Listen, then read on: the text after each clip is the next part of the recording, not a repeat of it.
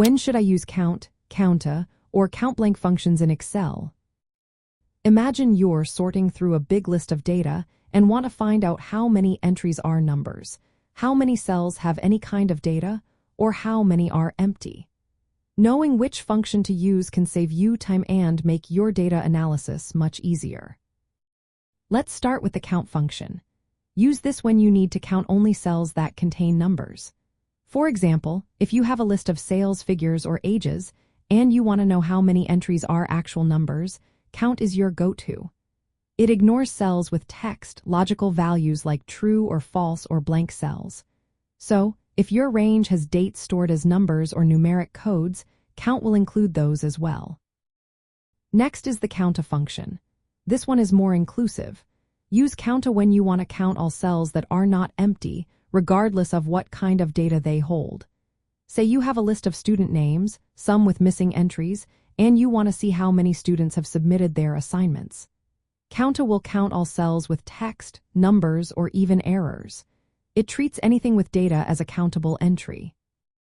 Then there's the COUNTBLANK function. This is helpful when you want to find out how many cells are completely empty. For example, if you're checking a form or survey and want to see how many questions were left unanswered, COUNTBLANK will give you that number. It counts only the cells that have no data at all, making it easy to spot gaps in your data.